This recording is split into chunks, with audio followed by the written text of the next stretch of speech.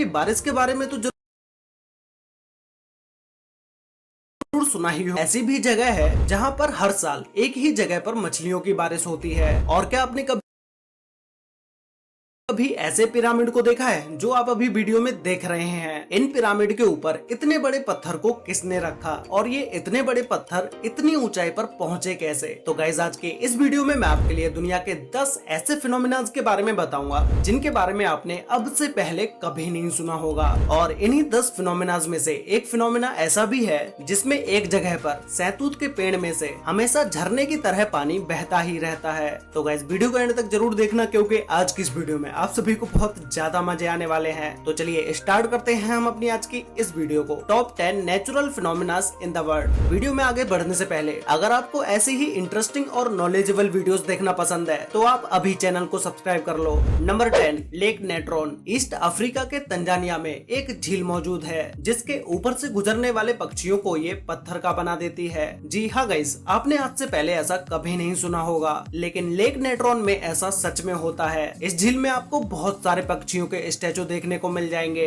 जो पक्षी इस झील के ऊपर से गुजरे होंगे और वो पत्थर बन गए। कोई भी इस झील के बारे में आज तक ये पता नहीं लगा पाया कि इस झील के ऊपर से गुजरने वाले बर्ड्स झील में गिर के पत्थर का क्यों बन जाते हैं। लेकिन कुछ रिसर्चर्स का मानना है कि लेक के रिफ्लेक्टिव नेचर ने उन्हें अपनी तरफ खींचा होगा और इन बर्ड्स के पानी में गिरने के बाद पानी में सोडा और नमक की मात्रा ज्यादा होने की वजह से इन पक्षियों की डेड बॉडीज पत्थर में बदल गई होंगी। तो गाइस, क्या आपने अब से पहले कभी ऐसे फिनोमेना के बारे में सुना था? इसके लिए वीडियो पर एक लाइक तो बनता है। नंबर 9 पर है हेल स्टॉर्म। बारिश के समय में कभी कभी ओले गिरते हुए तो आप सभी ने देखे ही होंगे और उस टाइम पर आपने काफी एंजॉय भी किया होगा। लेकिन 8 फरवरी 2018 ओले भी पड़ रहे थे, लेकिन कुछ समय के बाद ही इन छोटे छोटे ओलों ने अपना एक आक्रामक रूप धारण कर लिया और तेज हवा के साथ साथ एक टेनिस बॉल जितने बड़े ओले गिरने लगे। ये ठोस ओले इतने बड़े थे कि अगर ये ओले किसी के सर में भी लग जाएं तो उसका सर ही फट जाए। ये ओले जहाँ पर भी गिर रहे थे वहाँ पर इनकी वजह से भारी नुकसान ही हो रहा था। कुछ गाड़ियों का तो इतने बड़े ओलों की वजह से कांच के शीशे भी टूट गए। बहुत से लोगों को चोटें भी आईं और कुछ लोगों को सीरियस इंजरीज भी हुई। ऐसी घटना दुनिया में कई बार देखी जा चुकी है, लेकिन उन जगहों पर अर्जेंटीना जितने बड़े ओले कभी नहीं देखे गए।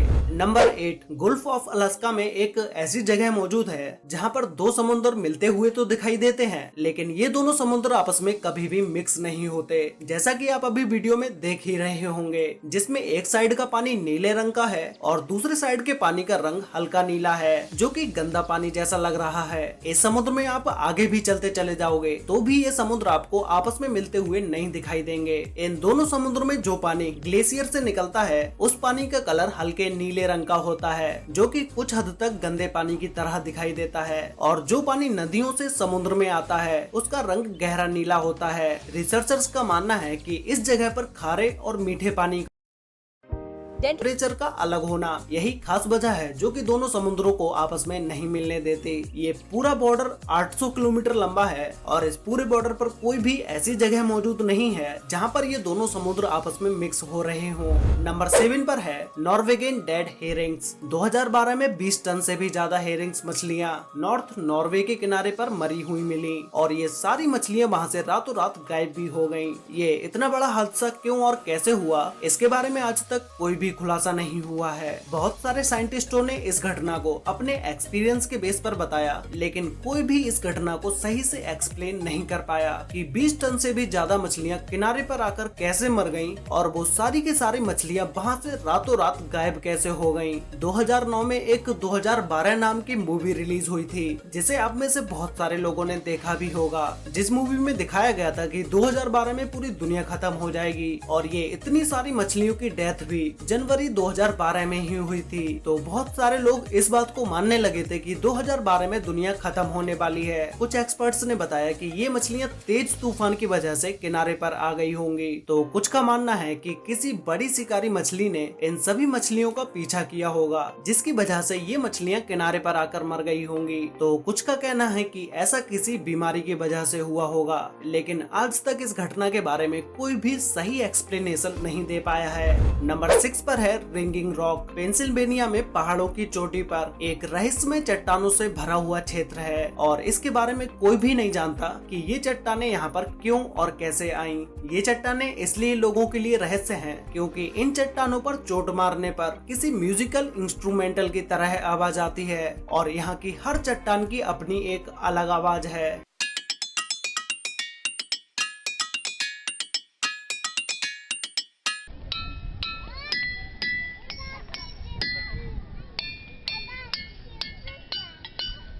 लोग यहाँ आकर इन्हें खूब एंजॉय करते हैं और सिर्फ यही नहीं, दुनिया भर में ऐसी चट्टानें पाई जाती हैं और अपने इंडिया में भी आपको ऐसी चट्टानें देखने को मिल जाएंगी जिसका यूज पिलर के तौर पर कई सारे मंदिरों में किया गया है। लेकिन इन चट्टानों से ऐसी आवाज आती कैसे है, इस पर साइंटिस्टों का अलग अलग मानना है। कुछ का मानना है कि ये चट्टानें डाइवेज से बनी हुई हैं, जो कि अर्थ के कोस्ट में पाया जाता है और इनके अपने खास स्ट्रक्चर की वजह से इनकी आवाज निकलती है।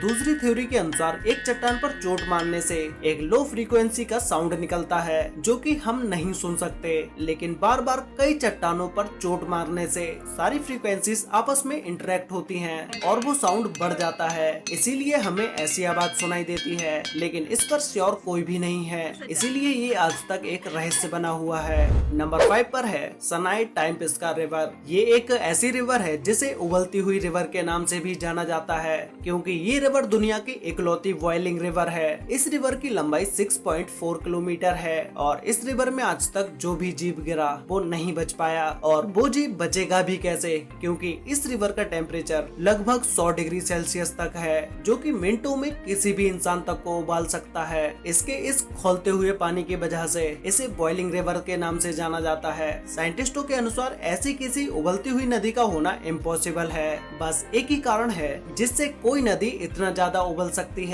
वो है कि नदी के आसपास कोई एक्टिव ज्वालामुखी होनी चाहिए। लेकिन इस नदी के पास क्या दूर दूर तक कोई भी एक्टिव ज्वालामुखी नहीं है और जो एक्टिव ज्वालामुखी है भी वो इस नदी से कोई 100-200 किलोमीटर दूर नहीं है बल्कि 700 किलोमीटर दूर है। इसीलिए साइंटिस्ट इस नदी के पानी के उबलने का कोई पता नहीं लगा पाए हैं। इस नदी में कोई अगर आधा सेकेंड के लिए भी अपना हाथ या पैर इस नदी के पानी में डुबो दे तो हाथ पर जलने के 3rd डिग्री घाव हो जाएंगे। इस नदी में किसी के भी गिरने से मौत हो सकती है।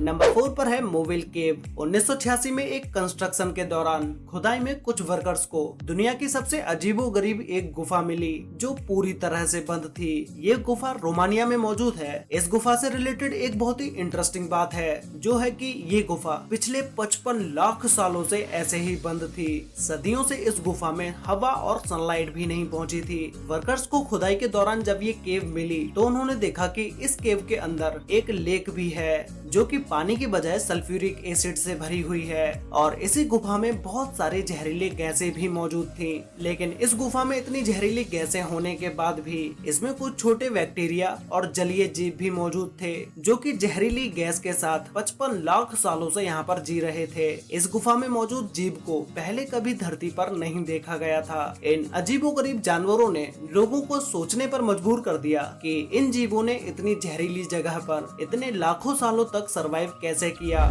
नंबर 3 पर है ट्री वाटरफॉल। मोंटेनीग्रो के गांव दिनोसा में एक सैतूत के पेड़ से झरने की तरह पानी निकलता है जिसे देखने के बाद बहुत से लोग हैरान हो जाते हैं कि ये क्या और कैसे हो रहा है। आप में से भी बहुत सारे लोग इसके बारे में सोच रहे होंगे कि आखिर इस पेड़ में से झरने की तरह पानी क्यों निकल रहा है। जब भी इस गांव में भारी बारिश होती है तो ये सैतूत का पेड़ एक झरने में बदल जाता है, लेकिन ये कोई चमत्कार नहीं बल्कि एक नेचुरल फिनोमिना है। होता ये है कि जब बारिश होती है तो जमीन में मौजूद पानी का लेवल थोड़ा बढ़ जाता है और ज्यादा दबाव बनाता है जो पेड़ के तने से होते हुए खोखली जगह से बाहर निकलता है। लेकिन ये कोई अकेला नहीं है, कई सारे बड़े बड़े जंगलों में भी पेड़ पर ये पानी झरने की तरह देखने को मिलता है। वैसे गाइस ये फिनोमेना देखकर आपको कैसा लगा ये मुझे नीचे कमेंट करके जरूर बताना।